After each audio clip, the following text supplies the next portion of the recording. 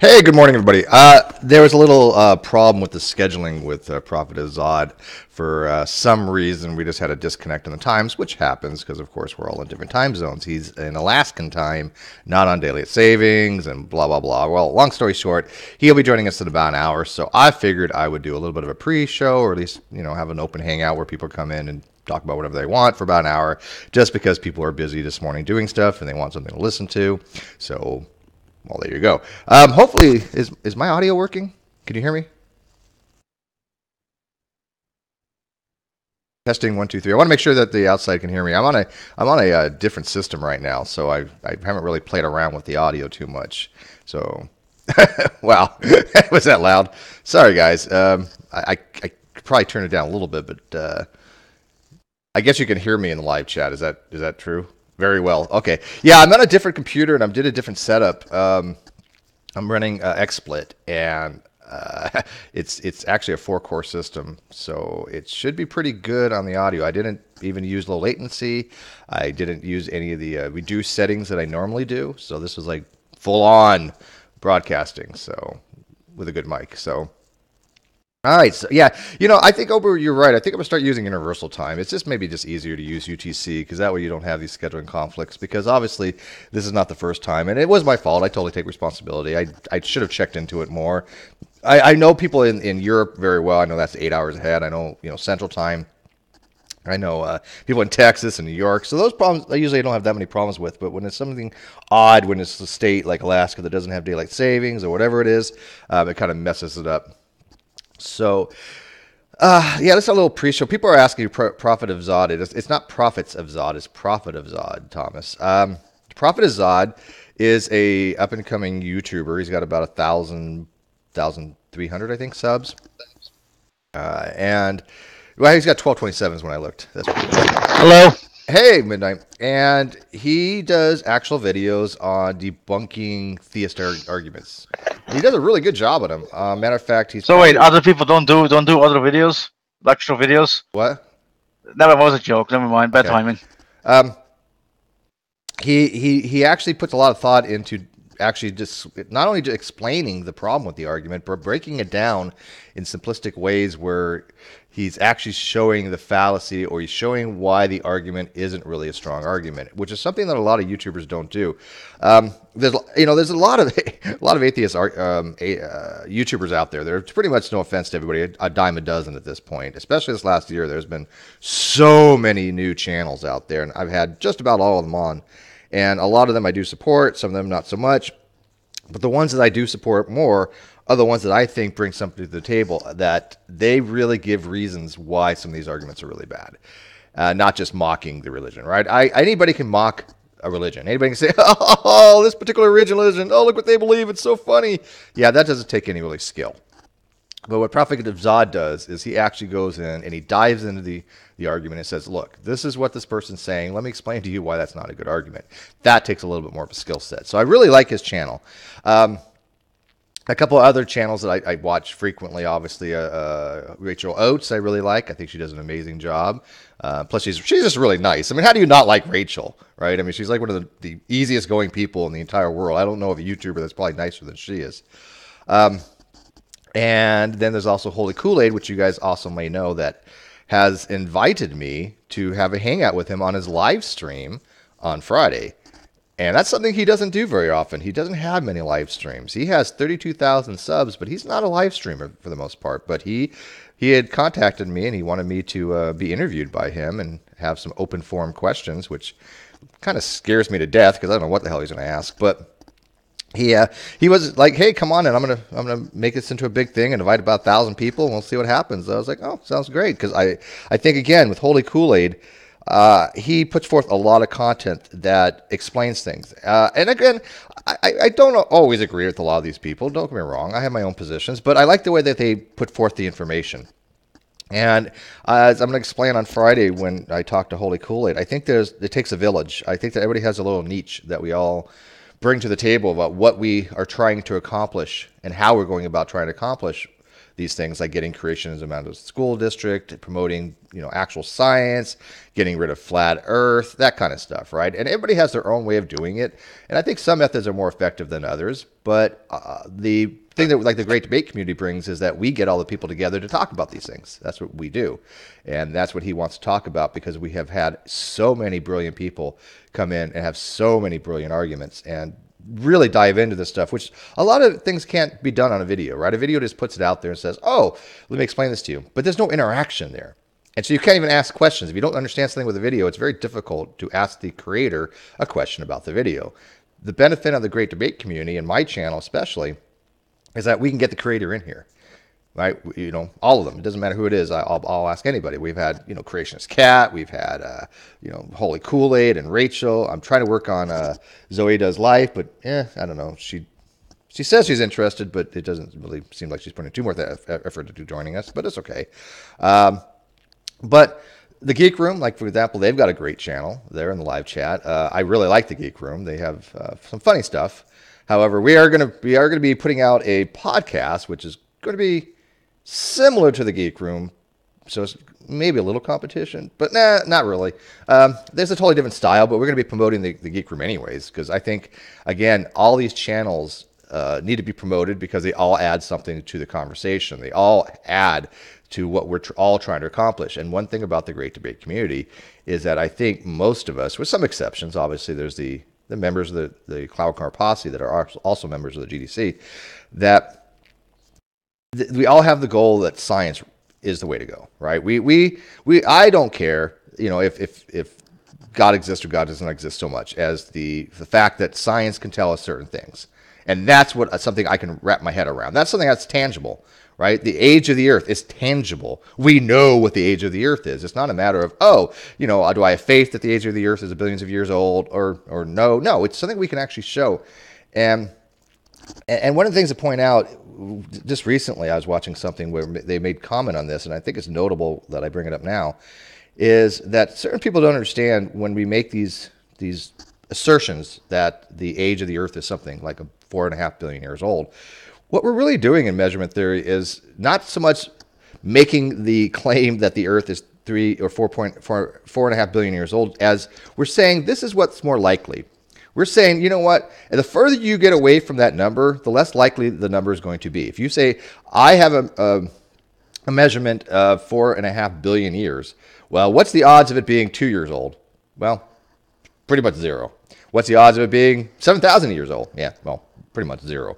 What's the odds of it being 4.4 billion years? Oh, that might be pretty good, right? Because you're in a range there, and that's what these things do. It gives you a probability of what's more likely. So it kind of eliminates the things that are less likely. That's what you do when you take a measurement. You kind of say, this is what I'm eliminating. And it's not, somebody had actually said in this video, and I don't remember who it was, but I don't want to call them out anyways. There's a tolerance, and I was like, no, it's not really a tolerance. A tolerance is actually when you're measuring a physical thing. Like if I say I need to have a specific bolt made for me, or machined for me, and it has a tolerance of 0.01 millimeters. That means you can make the bolt, and it can be a little bit bigger, a little bit smaller. As long as it's in that range, that's what a tolerance is. And I do like listening to myself. I have a great voice for this anymore. I've been practicing this, Bohica.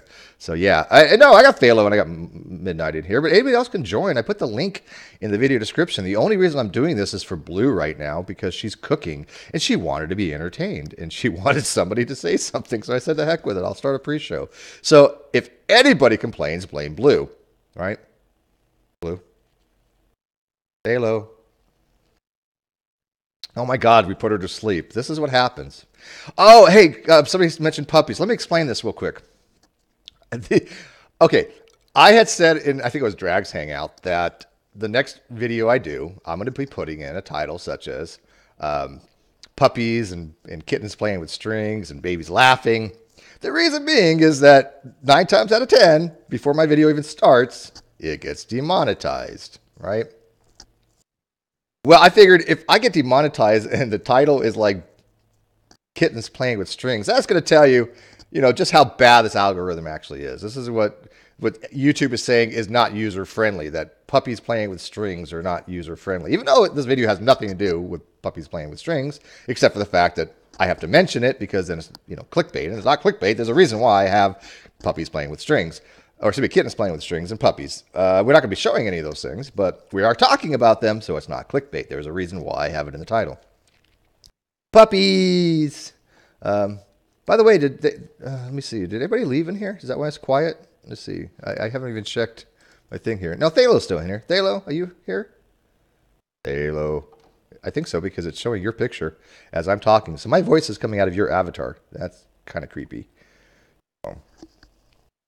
Anyways, the link to join is at the GDC. Please come in and join for about an hour. Zod will be here a little over an hour. He's taking his son to work. And then we'll kind of explain what Zod does. He'll give a little interview with us and talk about his channel. And if you haven't subscribed to his channel yet, might as well go do it. I think I put the link in the video description. In fact, I'm pretty sure I did. He had 1227 when we started, so let's see if we can get him to at least 1,300. That's only 70 subs. That's pretty well nothing. But it's funny because everybody that we've had on this last year, Genetically Modified Skeptic, Holy Kool-Aid, Apologia, all of them have gotten a lot of subs from the GDC. And so I think it's effective. I think it's working. I think that the GDC next year is going to be quite a bit larger, and I think it's going to be quite a bit more effective of getting these channels promoted. Because that's one of the things I want the GDC to be able to be doing is that, look, you got a good channel, we're going to promote you. Because most of us like these specific channels. Like, for example, Evidence. You've got a great channel, Evidence. You have an underrated channel. If you haven't seen Evidence's channel, go check it out. I don't know. He's got like 12 subscribers. I don't know what the hell's going on with Evidence. He's got this great, sultry little, thing in his voice that just kind of says, listen to me. I know what I'm talking about. And yet, he's got like 12 people. So go over and subscribe to Evidence. Evidence, if you got a spanner, I don't remember, go ahead and put your link in there. Let's see here. What else is going on here? Good morning, Sabella Shepherd. What's up? As we're doing a little pre-show because Zod was, well, he wasn't running late. As we had the schedule mixed up. So there should be more people coming in. Where's everybody? Why does nobody want to come in? I don't know. That's a good question. Why don't people in the live chat answer that question? I know a lot of people just like to listen. All these live chat people that don't come in. What's that? All the live chat people that don't want to come in. But you have to go from that most of them do actually live come chat in. person. Yeah, you take that leap. You're a live chat person like I was, and then you take the leap and you become a hangout person. But most of the people in my live chat right now are hangout people. They do join. Now, granted, there are a select group, and I would say, I don't know, I'm going to go on a limb here and say at least 25% of my audience don't join Hangouts. They're just a name only. Yeah. Now, I try to still get to know those people. I like to know a little bit about everybody who listens to my stuff because I think they should come in at least once. Who? Yeah. They should come in at least once, shouldn't they? They should just kind of like poke their head through the door and say hi. Yeah, and they are trickling in. I get a message every other day or so, every couple of days. I get a message saying, "Hey, I found your channel," or "Such and such recommended me to your channel." As soon as I get a mic, I'll be jumping into the conversation. I have that a lot. A lot of people don't have the setup to join these things, so yeah. And the Geek Room, he's driving right now, so we really don't want him involved in a hangout when he's driving. So I was just thinking the Geek Room, they definitely need more subscribers. Actually, yeah, they haven't got enough subscribers. Who, the Geek Room? The Geek Room. Oh, yeah. Absolutely, yeah, totally. Yeah. Sabella says she promises when she gets a mic. See, Sabella used to go into hangouts with her husband Bruce. That was a long time ago. But you can come on your phone or your iPad. I'm on my iPad at the minute. I mean, it's a bit crap, but yeah, and that's fine too. I don't particularly mind that, but you do have to realize that some iPhones and some pads running Androids just sucks. They're just so bad. Yeah, that's true. Sometimes you can't even get into a hangout. You just sat there by yourself. And I guess Shannon Q, are you working, Shannon? You're at work listening to my hangout, which a lot of people do. Once we get this podcast going, though, it'll be even more effective because it's going to be more like a broadcast and people can listen to it like a radio, hopefully, because we've got some high-end stuff and we have some, hopefully, high-end people coming in to help with that. What would the podcast be called? Has it got a better name than the Sunday Show? Yes, yeah.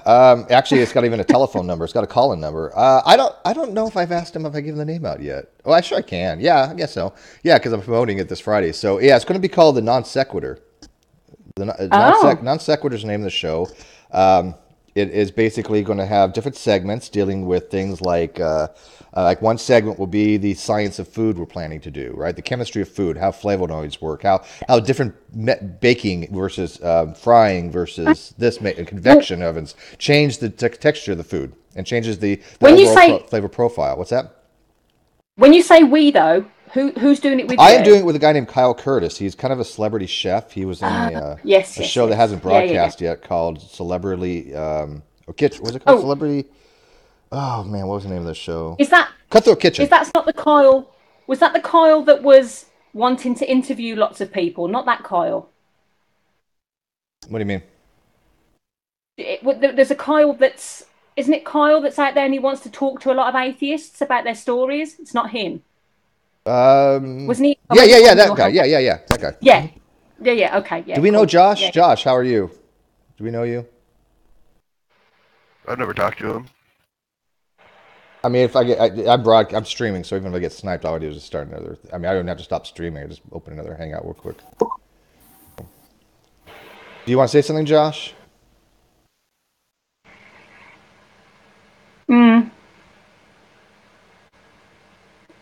Maybe he's a lurker. He's lurking. Oh no, Mike. Okay.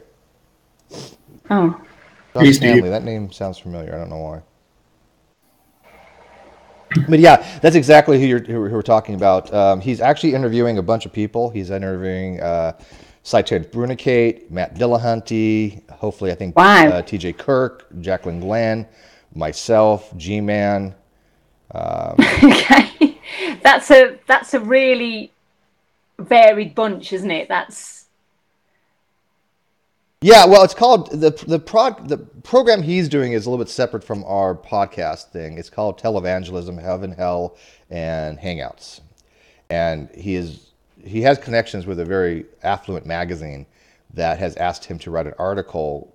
And since he's a cook and he actually writes articles on cooking, he has a blog and he has other things that he does. He's trying to relate the whole Great Debate community thing into that as well, so we can get into a nationwide magazine to promote the GDC and to promote this new channel or this new podcast, which again, hopefully will be kind of nice. We're trying to get Jade to be kind of a third wheel and a few other people as theists to come in. Just going back though to what you were saying, what other elements are you going to have in the podcast as well then?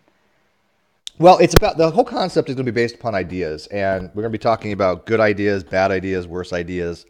And then kind of have people come in as guests and then talk about those things. Kind of like what we do now, but on a little more formatted, regimented type system. So you have a time allotment. You have some predetermined questions. But it's going to be basically kind of like what we're doing now, but just in a podcast format with a little more graphics and a little bit more that sounds good to it. Podcast Hangouts? Yeah, kind of. Yeah, and people can call in. They ask the guests. We're going to have hopefully some big name guests. We're getting, well, I don't give out the names yet because we can't get them. I'll feel bad, right? But we'll see. But actually, some kind of famous people. So is it like a weekly podcast or like? Yeah, it'll be weekly. Probably on Wednesday. I think we're planning to do. It's just the GDC's podcast. Well, it's going to be brought to you by the GDC. Matter of fact, until he has the domain. But the domain is going to point to the GDC website until he probably gets it hosted for the actual Non Sequitur show. So it's going to be the GDC, the Great Debate Community Presents Non Sequitur, I think. Okay. But it's its own thing. It's its own thing, yeah. Because it's like, I'm having a hard time. It's like, wait, the Great Debate Community it doesn't have a it's debating about God, and it's sort of, I mean, like, it doesn't, I don't know how you would unify that into a single... Yeah, it's not. That's why it has to do with so many other things. We're going to be talking about, like these people with some really bad arguments, and bring in experts of why the argument's bad, and then kind of go over it. Like Prophet Azad, I mean, that would be a great choice. So, hey, Prophet Azad, explain to us, why this particular argument is bad. Why is fine-tuning argument? What are they saying here? Because he has a really good way of just diving into these arguments and saying, hey, this is crap. And I like that. Side, though? I mean, like, it's...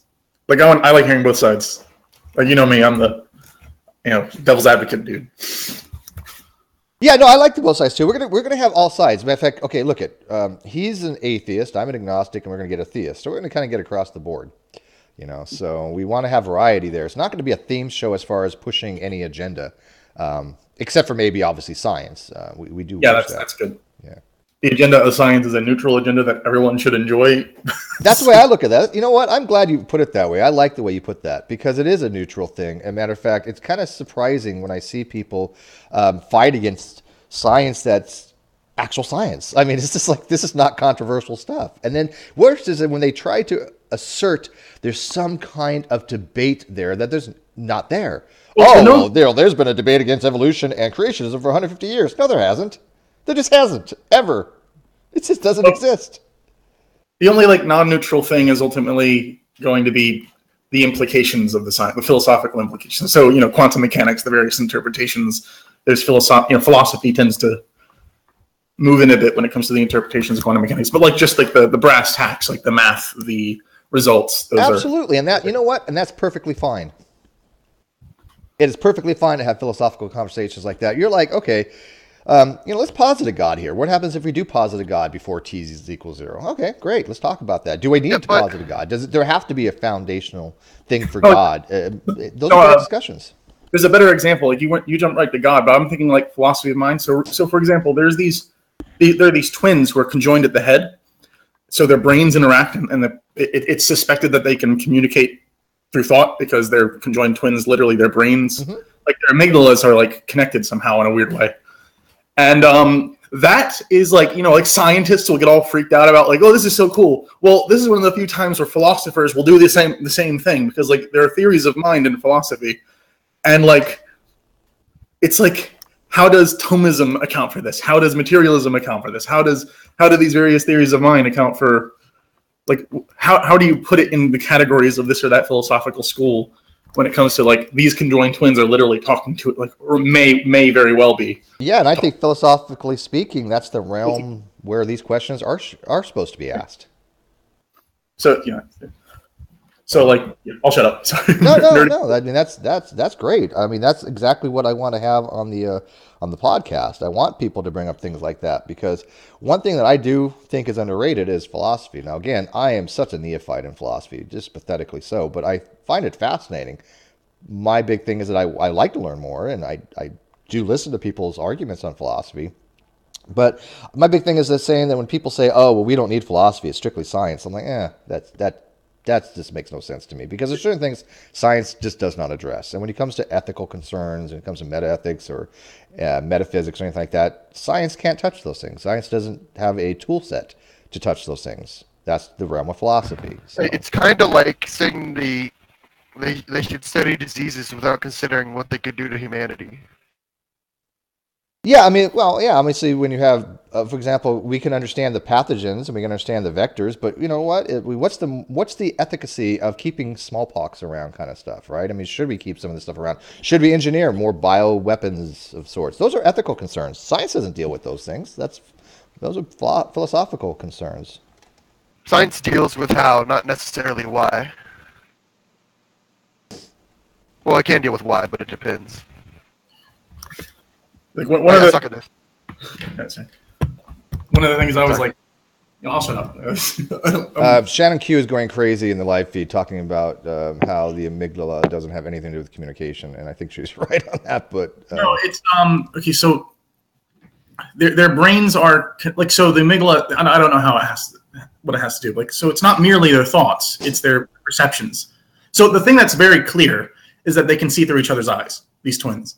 But amygdala, isn't the amygdala more of your emotional center? I don't know what's going. Like, I don't know. Look, so maybe I'm using the wrong word. I don't think they can see through each other's eyes. I think that would be cool. Don't be wrong, but I don't think the amygdala controls that. Does it? We need a neurologist in here. Let's get Ronnie in here. He'll know about this stuff. That was a joke. You can laugh. No, I'm looking for the article. But you're all stoic this morning. Hey, Shannon, the link to join is in the... Oh, you're at work. Never mind. Yeah. I'm laughing while I'm muted. Don't worry, Steve. She's laughing behind the scenes. Okay, that's fine. What name does Ronnie go by again? What does Ronnie go by? True empiricism. Yep. That's the one. Your fourth dimensional thing is breaking my face, dude. Stop. Sorry, on you go. Yeah, Shannon says they could perceive vision, sure, but I don't think the amygdala controls that, do they? No, it's not. Their whole brains are connected, but like there are certain parts of their brain which are like really. There's like a bridge or something. I don't know. Yeah. I don't understand. Think about that. You have just two distinct consciousnesses that are interrelated somehow that way. What is it? That's Dualism, some spooky man. shit. Some Frankenstein shit right here. Yeah, and Well, it goes back to the whole like split brain experiments. What happens when you have a brain and you split it in half, and you could theoretically put it in two different bodies? What happens? These are philosophical questions. They're not scientific. I mean, like there are scientific aspects to it. Like, Oh, of course. I mean, the science has to be the ones that actually do it. But I mean, the consciousness thing, I think that a lot more dives into the physics, Craniopagus twins is there. So it's actually evolution news. So I know like you guys don't like that, but like that's where I found it because Are those the twins that one has to be on like a platform or something that she gets kind of wheeled around? Is it those two? Or is it a different different pair? I'll put it in the live whatever as well. Because I know of two that are connected at the head. I don't really know the words to use. Is it just me, or is I'm having a hard time hearing Chris? Sounds Is that a bit distant better? to me. Is that a bit better? It's okay, I guess. Did you see the article or?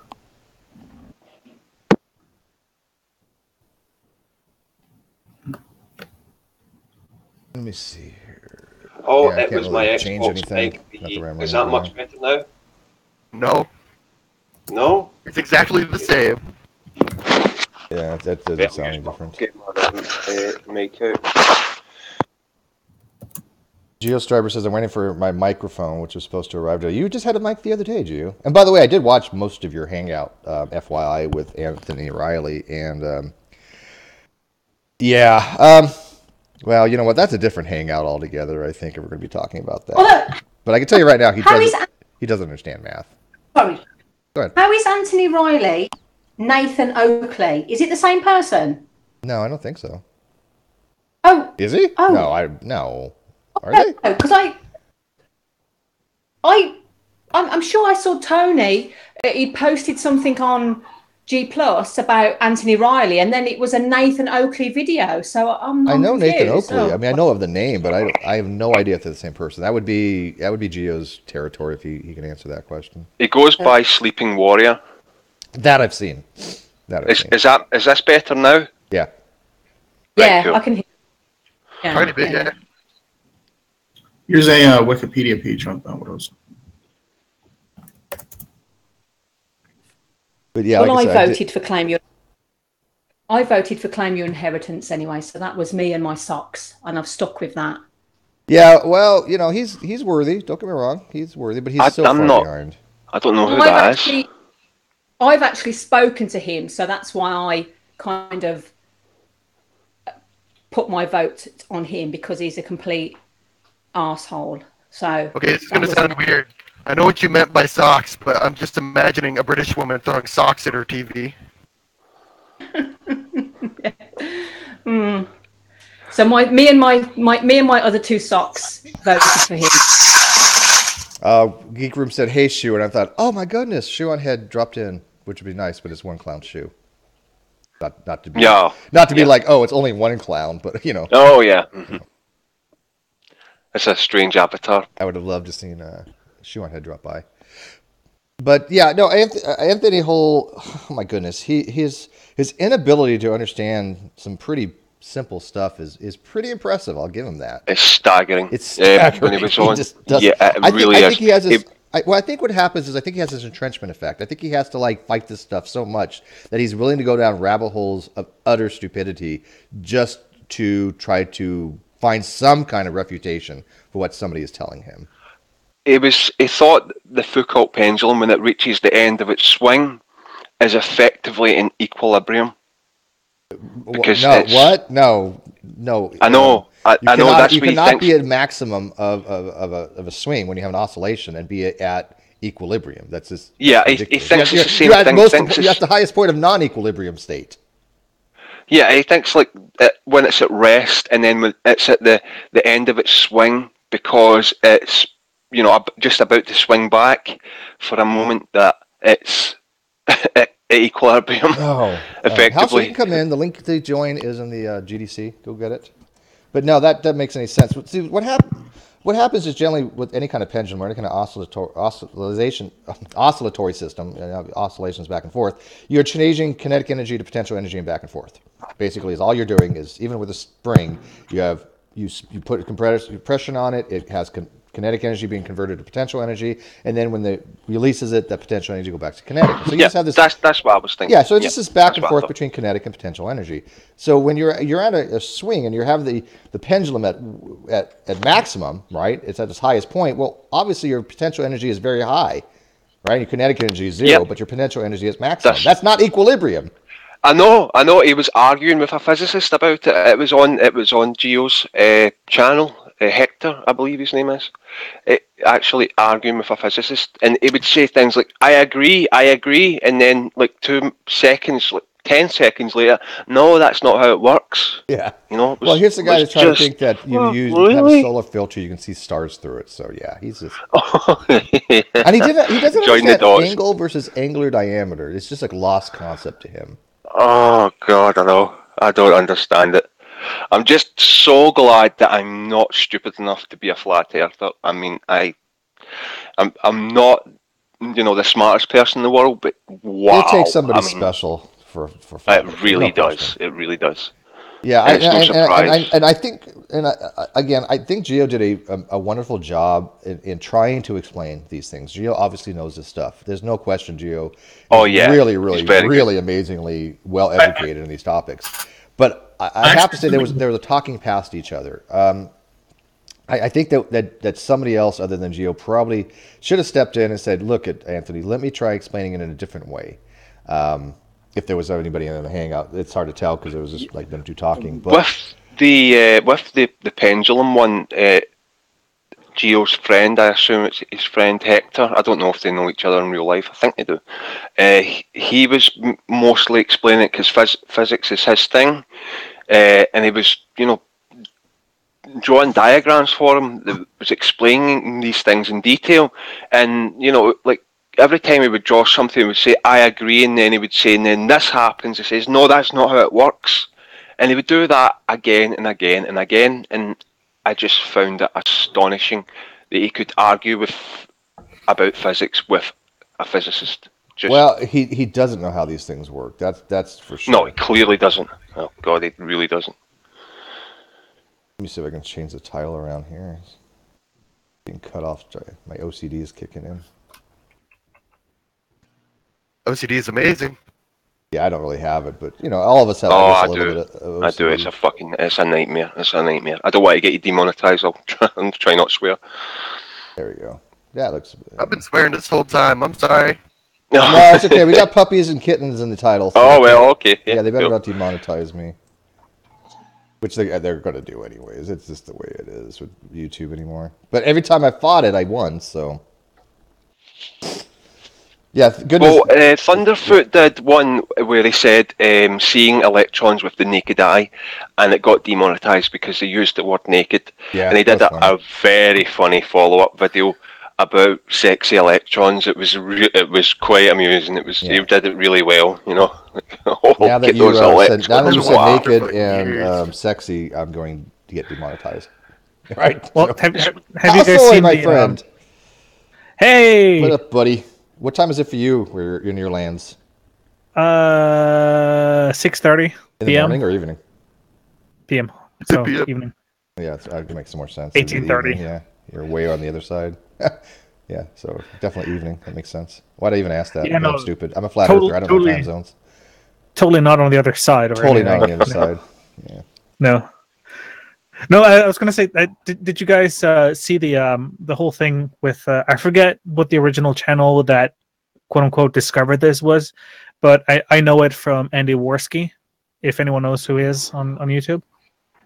But they actually discovered there were certain code. I'm not sure exactly how this works, but apparently there were certain codes in the actual web page coding itself on YouTube. Yep. right? Mhm. And they discovered that there's certain key numbers connected to whether or not certain words have been spoken in the Hangout, have been used in the Hangout title, has been used in, or not just Hangout, but any video on YouTube, in the video description, and what kind of or what topics the video was tagged as. And given certain of these trigger codes, you would get another code triggered that was linked directly to demonetized videos. That's And stupid. Yep.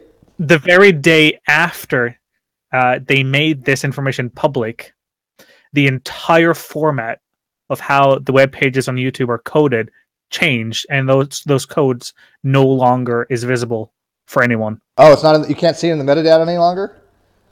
No. Oh, okay, I haven't looked, but yeah, what he's talking about is in the metadata there would be like, it would say like 25, right? It would be out in the string, and that 25 would mean, oh, in this video there was excessive language, or 62, that means violence or something, whatever it corresponded to. So you would have this string of numbers, and each one would give toward an algorithm to say, okay, are we going to monetize or not monetize this, or is it going to be limited monetization? Which means that some ads can run sometimes, but the problem is even after you have it reviewed, even if you have somebody go in and say, yeah, you know what, this is user friendly, and they make it green again, that data still stays in there. Yeah. And so it doesn't get promoted. Which is why if you look at some of these bigger channels, I have known channels that have had videos that used to get 100,000, 200,000, even 500,000 views sometimes. You know how many views they're getting nowadays? About 4,000. Sometimes if they get really lucky, about 14,000. And these are big channels. And the main issue, or the main problem for the large channels, are that once you get tagged as demonetized, it's going to take a few days to fight it. Yes. Like just fighting it will take a few days, and by that time, the algorithm has moved your video so far down the line that any kind of revenue you would have made no longer exists. Yeah, especially for the bigger channels. Look, if you put out a video and that first few days you put out that video, that's where you're going to get most of your people watching, right? And so if you're demon, as soon as you put that video out, then okay, a couple 100,000 people watched your video. Oh, 3 days later, it's fine. Well, you don't have the 300,000 people that watched it. You don't get them to watch the ads. They don't add anything to your ad revenue. And so a lot of these bigger names are like, well, why put out these massive videos then? I mean, they're going to have some of the smaller people still put out videos, right? But the ones that take a lot of work, and I mean, these people spend a lot of money. There are some channels that will invest tens of thousands of dollars in a video. I'm not even exaggerating. I mean, they put a lot of money into these things because there is profitability. If you get a couple million hits, investing $10,000 is not a big deal if you're going to get twice that amount back in ad revenue. So yeah. But if you lose that in the first 3 days, then they're like, oh, this is not cost effective to do so. So they were trying to move to different platforms like VidMe, but guess what happened there? That just failed. Yeah. Yeah. So that's kind of the problem. YouTube has kind of built its own monopoly, even though it technically doesn't have a monopoly, right? Because anyone can make a service, and there's plenty of services available that can do what YouTube does to some extent. Yeah, I call it. But I it's call it so a de large. facto monopoly. It's almost Yeah. slowly becoming the oil industry, but for the internet. But do you know what I mean by de facto monopoly? And I don't know if that's a legit term. It's just something I use because basically, I think we use the same term here. So yeah, I know what it is. yeah, it's just basically like you said. It's not a monopoly because people can have other platforms. There are other platforms, but it's YouTube. It's such a monstrosity. It's huge, right? Yeah. That it is It's literally the effectively only place viable right effectively. now. I don't know if you could say it's a de facto monopoly because, like, de facto is opposed to de jure, so that has to do with law. De jure meaning that by law it's the same thing. Yeah. Yeah. I think you say it's a functional monopoly, that it works almost exactly like a monopoly, even though strictly speaking it isn't. Yeah, well, Functional. I mean by de facto, basically, is I know the that's fact what that I'm saying, but it's it's actually functional is a better term. it acts like a monopoly, right? De facto would mean that it is in fact a monopoly. Well, I guess De jure, but but it's de jure just would be by law. It's the something, and then de facto. de jure like would that. say by law it's a monopoly. How but I about don't this? think How about that- this? You're right. Okay, Mr. Philosophy dude, you're right. I can't. Sorry, I'm argue like- against that. No, you're right. You're right. How about I say ad hoc? I concede. I concede.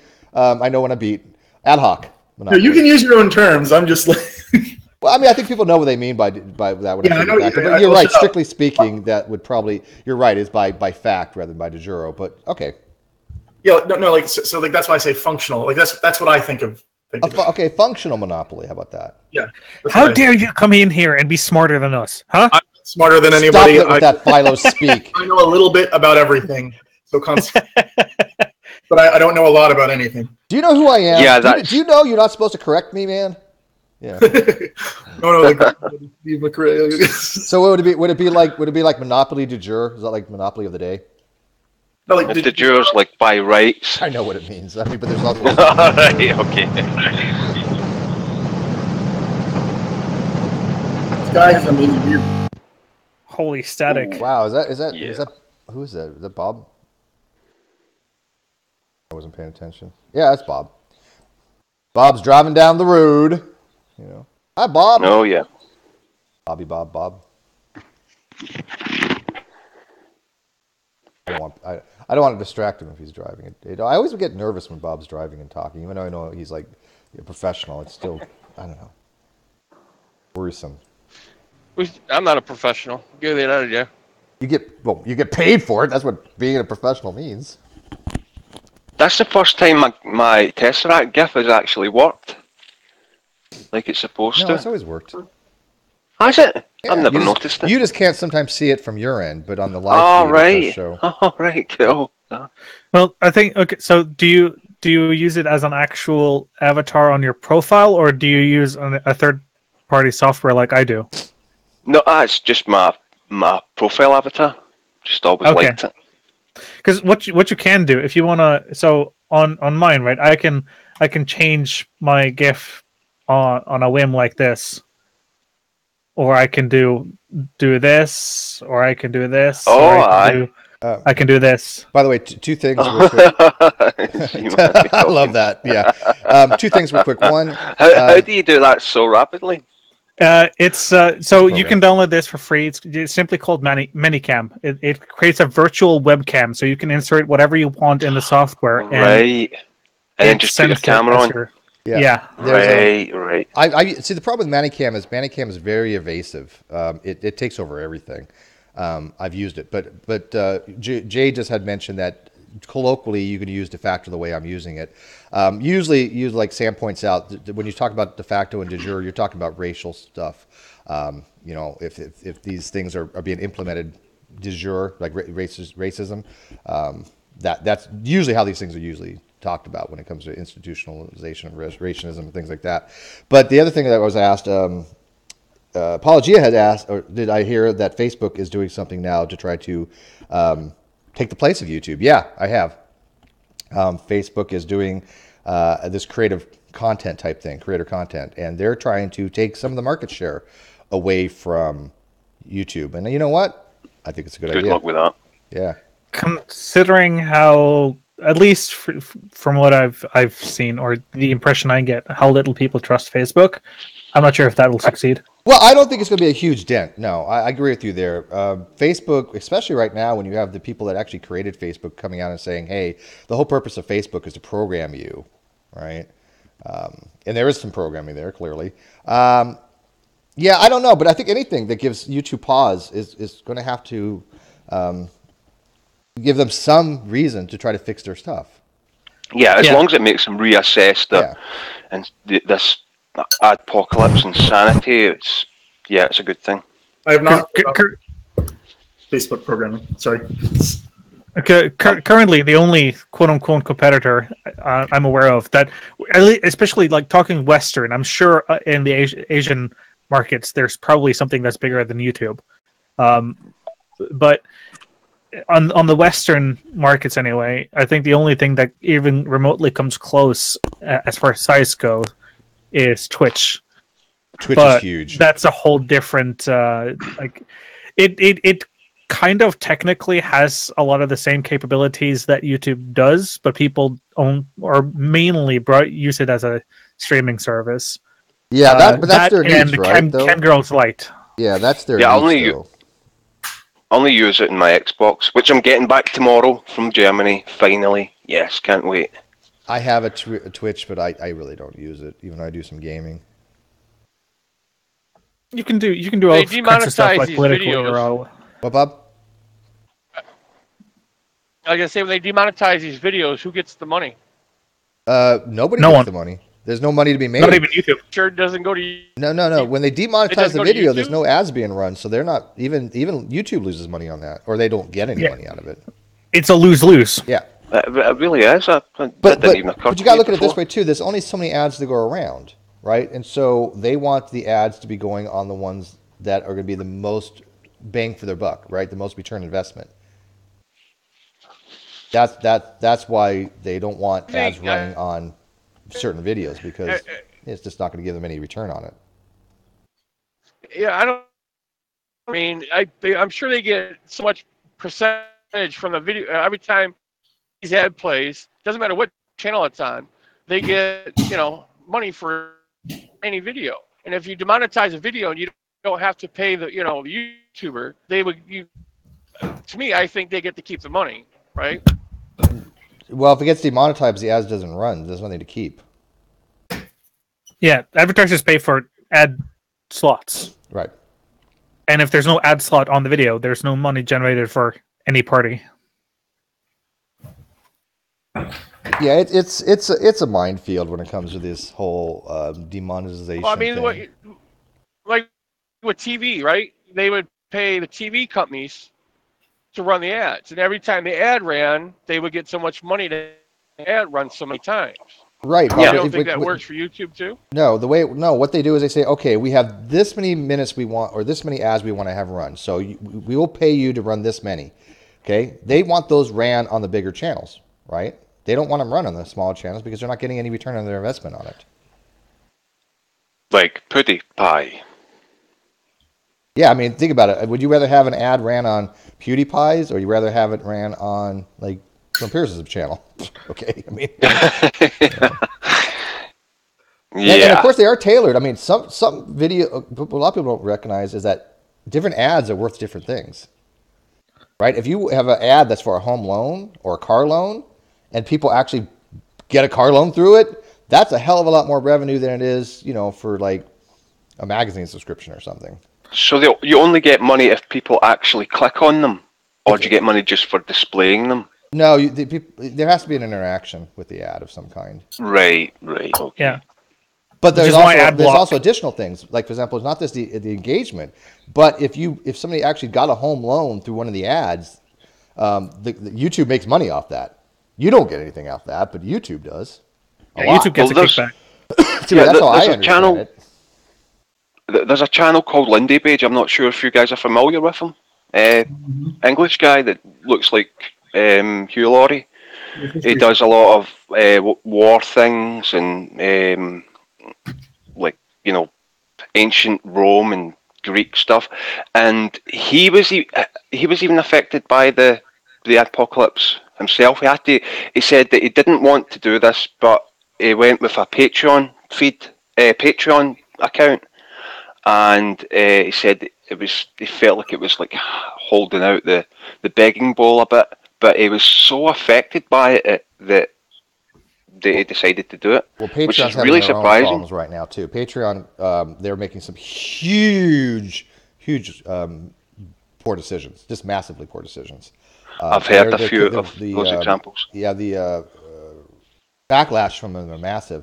And no, Patreon is not, again, handouts and stuff like that. These are content creators. No, I don't see it that way. Every single content creator out there is either monetized or Patreon for the most part. Almost all of them. Yeah, almost all I of them. agree. So, I don't see it like that. Yeah. I think I even commented to that effect on his channel when he mentioned it. I don't think there's a single channel I'm subscribed to that is monetized that does not have a Patreon page. Yeah, most of them do. I mean, it's just most. I mean, I know how hard it is to make some of the videos I make. Some of them could take like a day or two, right? And that's not even close to the effort that some of these people put in to making a video.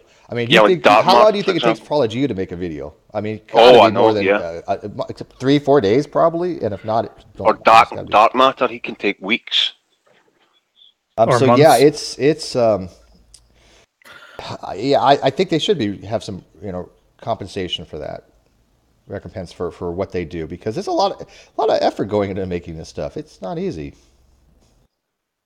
Pretty much any kind of content creation that isn't vlogging requires a lot of effort. Well, even still, even people just having a video where they just talk. I mean, for example, I watched one with Emily. What is her name? Emila. Goodness, British, blonde, real cute, super nice. Barry Brackenberry. I don't know. She's really popular over in England. I didn't know she was. You lost me at British and cute. Oh, she's super cute. I mean, just like, yeah, God worked overtime. Amelia Bracey. Don't know her. But anyways, is that not her? She's a real big popular YouTuber over in Europe. She's got about 1.4 million subscribers. Oh, well, no, it's definitely not. Yeah, she's huge over in Europe. And I watched her, and I'm like, this is good content. And it's just her talking. But it was really good. She had something to say. And also like the roaming millennial, if you know who she is. Yeah, I've seen some of her, I'm pretty sure. Yeah, so that takes some effort. Even though it doesn't probably take long to cut the video, they have something of value to say, and I enjoy listening to them, right? So yeah. I mean, the editing process takes a long time no matter what you do. I'm talking specifically like if you have a subject you need to research, verify, maybe interview people that are experts on the subject matter, or even making like if you're actually making animation, be it 2D or 3D, that kind of thing, that easily requires days of work for a very short amount of time in an actual video. You're exactly right. I mean, I run my videos by people most of the time, and I can sure the hell tell you Apologia does. You know, he doesn't put out videos unless he thinks that it's correct. He's really kind of anal when it comes to it, which is good. Emma Blackery, I found it. Yeah, what's her name? Emily what? Emma Blackery. Emma Blackery. Yeah. Oh, love her. Yeah, I never knew who she was until just recently. Because and it's funny because one of her videos she points this out is that there's different popularities for different parts of the world, obviously, right? I mean, think about it. There's billions of people out there, and there's millions and millions of channels out there. But there is regional things. We all speak English, so there's a commonality there. But there's huge channels in Spanish. There's huge channels in Russian. There's huge channels in Chinese and all these other languages and stuff like that. And so when they did this recap for 2017 YouTube Rewind, they tried to fit thousands of YouTubers in all across the world. And it's like people don't even know who these other people are. I mean, would you? Yeah, if I gave you a name of some famous Chinese YouTuber, would you know who they are? Probably not. Did you see the one the better YouTube Rewind 2017? No. Link it to me. I'd like to. Yeah, let me watch it. But she made a very good point on it, and she was thinking that she was going to get a lot of backlash from it. And I watched it, and I was like, anybody who backlashes against this is an idiot. I'm like, this is brilliant, and overwhelmingly she got support for it. And I'm like, okay, here's a European YouTuber that I'm now subscribed to because I liked it. This is Emma, you mean? Emma, yeah, her name's Emma. Yeah. Black. Oh, yeah, Emma Blackery. Yeah, she looks stunning as a brunette as well. Wow, she looks even. Isn't she adorable? Nice. Oh my God, yeah, that's just like those that's eyes, my type right there, dude. Oh, when I grew up, blonde, totally. short hair like that. Oh, yum. Well, I think she looks even more stunning as a brunette. I don't think I've seen her as a brunette. I've seen her with pink hair, but that's because she had slime on her. But the problem with New Year's, published in the 6th of January 2017. Yeah, but I mean, she's got 1.5 million subs for a reason, you know. Yeah, 1.4 million. Yeah, because she, again, I liked her content. I was like, she has something of value to say, even though she doesn't really make a lot of the videos she used to. I guess a lot of the in-depth stuff that takes a lot of time, but again, you don't have to. Anyways, Prophet Azad should be joining us soon. I'm waiting for a Twitter from him or a Facebook. And when I get a hold, or he gets a hold of me and we're ready to go, I'm going to stop this feed and restart it under a new header, if that's okay with you guys. Yeah, of course. You guys are more than welcome to stay in here, by the way. You don't have to leave the room. But I will be having a conversation with him. Here's the link. Put it in chat here and hang out. Are you on Discord right now, Steve? I am not in Discord right now. All right, but can you get into this via Discord? Can I get into Discord? No, can you get into this hangout via Discord, or is it completely two separate things entirely? Discord is completely different. It is an utterly completely different program. Now Yeah, I I need to wasn't start sure. using Discord, and I will be using future Hangouts through Discord with an overlay. Ocean has set that up for me, but I have not really done that yet. So, and by the way, I'm really Right. caffeinated right now. Oh my goodness! I make a pot of coffee and it holds like 5 cups, and I'm pretty well finished that off. So, and the coffee I get is I No, I'm wish not a coffee coffee drinker. affected me. what's that? Not a coffee. What's that? Oh, is that I wish coffee affected me. It just doesn't. Well, I don't drink coffee. who I doesn't just drink tea. coffee? I do not It's drink my coffee. insomnia. So the doctor told me to stop drinking Yeah, coffee, no, that's true. and Yeah, caffeine is really bad for us. yeah, I did. So I know just that for a tea. fact. Although tea, milligram for milligram or pound for pound, whatever, does have more caffeine in it. But a cup of tea compared to a cup of coffee, it doesn't even compare. But yeah, more caffeine in tea, pound for pound. But in a cup of tea, there's nowhere near as much caffeine as in a cup of coffee. All Other right, than QI. Prophet is ready to go. So what I'm going to do, ladies Cool. and gentlemen, is I'm going to stop this stream. I'm going to restart it in a few minutes after getting him in here. You guys are all more welcome to stay. So just hang tight as I change the title from the pre-show to the show, and we'll get Prophet Azad in here and get it going. Sound good? Absolutely. Awesome. All right, see you in a few.